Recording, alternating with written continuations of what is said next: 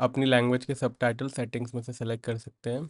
अस्सलाम वालेकुम, good morning, आप सबका मेरे चैनल पे वापस से स्वागत है। तो ये है गोल्ड का चार्ट। एक अच्छी तेज़ी गोल्ड प्राइसेस के अंदर हमें देखने को मिल रही है। और ये रीइग्नाइटेड जो तेज़ी हुई है, ये जो तेज़ी हुई है लास्ट 2 दिनों में, thanks to tariff news again. वापस से टैरिफ की जो न्यूज़ है वो मार्केट पे इम्पैक्ट डाल रही है। और वापस का जो टैरिफ एक as a weapon president Trump use कर रहे थे, वापस से उन्होंने अप्रैल से सबको लटका के रखा है कि टैरिफ के साथ क्या होगा। अप्रैल में अगर आपको याद हो तो 2 अप्रैल से उन्होंने लिबरेशन डे वाले टैरिफ अनाउंस किए थे। उसके बाद कुछ दिन टैरिफ रहे थे और फिर 2 हफ्ते का वक्त मांगा गया था। 2 हफ्ते के वक्त के बाद 90 डेज़ का पॉज आया था। 90 डेज़ जो है वो 9 अप्रैल को ख़त्म हो 9 जुलाई को ख़त्म हो गए थे। तो 9 जुलाई के बाद उन्होंने 1 अगस्त तक का एक और डेट दिया है। पहले जब 1 अगस्त का उन्होंने एक्सटेंशन दिया था तो बोला था कि इट इज़ पॉसिबल कि हम वापस से एक्सटेंशन दे दें, लेकिन फिर वापस से उनका यू टर्न आया। यू टर्न तो मशहूर हो गया है पूरे यूएस में। और यू टर्न के बाद ये आया कि 1 अगस्त के बाद कोई भी हम एक्सटेंशन नहीं देंगे और सारे टैरिफ हम वसूल करेंगे। टैरिफ की न्यूज़ के बाद एक वापस से कमोडिटीज़ पे भी कुछ टैरिफ लगा दिए गए हैं यूएस की तरफ से, जिससे और मार्केट के अंदर प्रेशर आया। उससे भी गोल्ड और ऊपर नहीं आया तो वापस से कनाडा की न्यूज़ आ गई कि कनाडा के साथ सारी बातें बंद हो रही हैं और 1 अगस्त से 35% जो है टैरिफ कनाडा पे लगा दिए जाएंगे। ध्यान रहे, Canada is one of the biggest trading partner of the US. और अगर उसके 35% पे अगर टैरिफ लगता है तो it can impact a lot. US का काफ़ी जो है सामान कनाडा जाता है और कनाडा का काफ़ी सामान यूएस आता है। तो अगर 35% टैरिफ लगते हैं यूएस के द्वारा कनाडा पे तो it could be a really bad thing for US economy.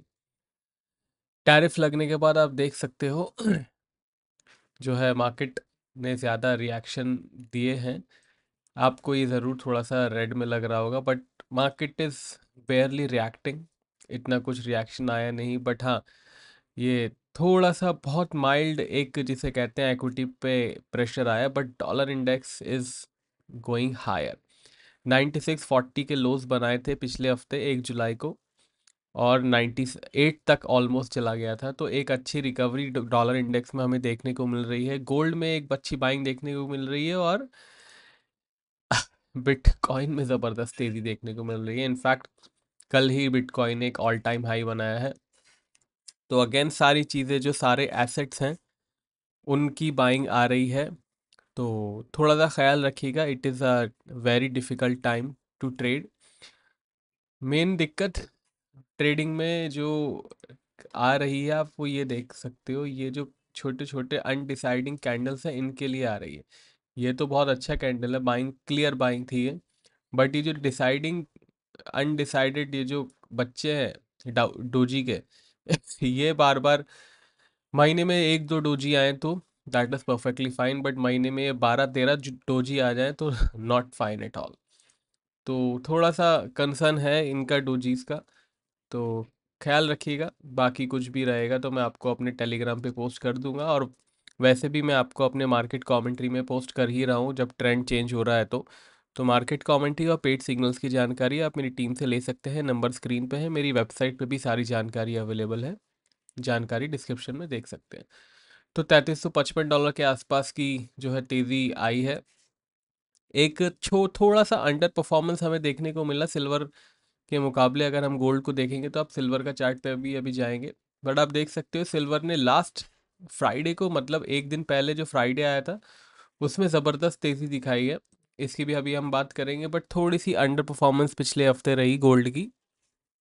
तो थोड़ा सा प्रेशर तो आया था सेलर्स की तरफ से, बट जो न्यूज़ आई वापस से टैरिफ की उसकी वजह से वापस से हमें तेज़ी देखने को मिली। तो चलिए आगे बढ़ने से पहले, लेवल्स देखने से पहले अगले हफ्ते मेजर जो डेटा है वो देख लेते हैं, बिकॉज अगले हफ्ते है मेजर डेटा।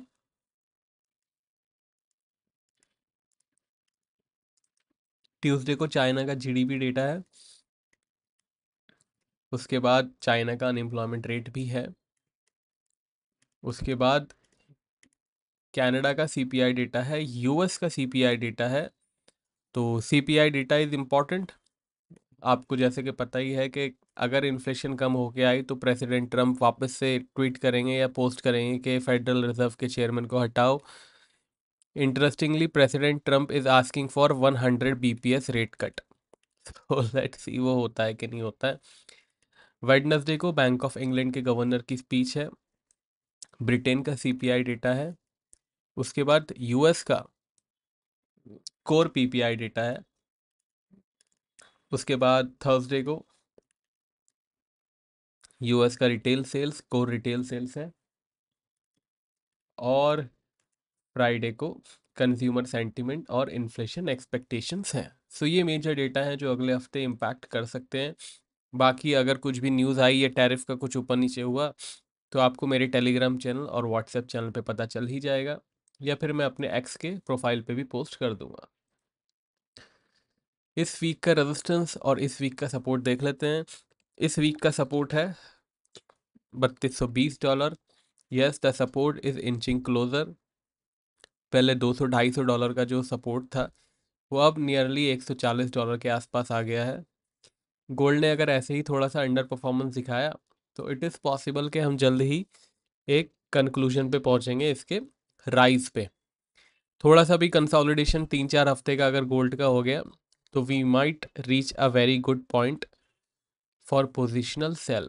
नज़र रखिएगा वीकली एनालिसिस पे ताकि आपको आइडिया आ जाए। 3450 रेजिस्टेंस है। ट्रेंड पॉजिटिव ही है, तो अभी भी ट्रेंड पॉजिटिव ही है।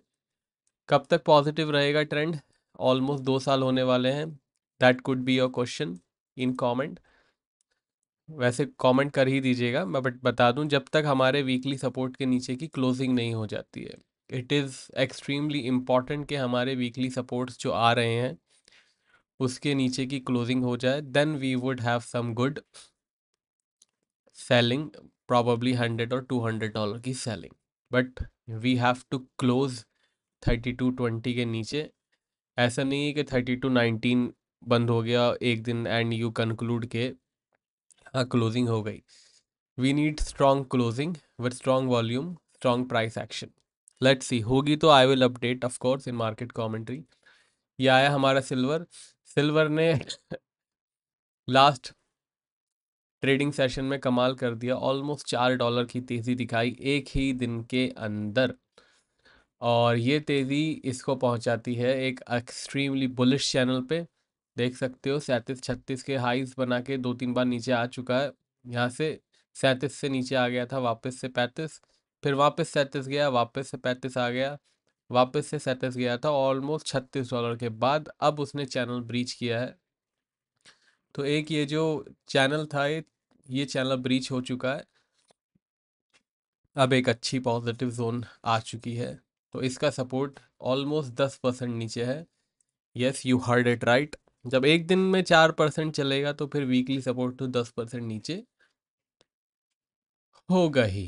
इनफैक्ट 10% से भी ज़्यादा नीचे है। सपोर्ट है हमारा $34 का।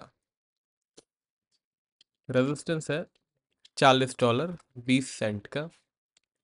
ट्रेंड पॉजिटिव में ही है। ध्यान रखिएगा $40 भी जो है वो सिर्फ एक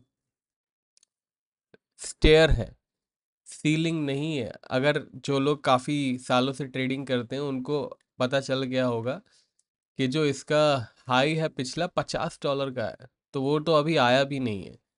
तो सिल्वर में तो बहुत ज़्यादा पोटेंशियल बाकी है, बट सिल्वर में बहुत बड़ी डाउनसाइड भी आ सकती है जिस तरीके से ये क्रैक कर रही है ऊपर को।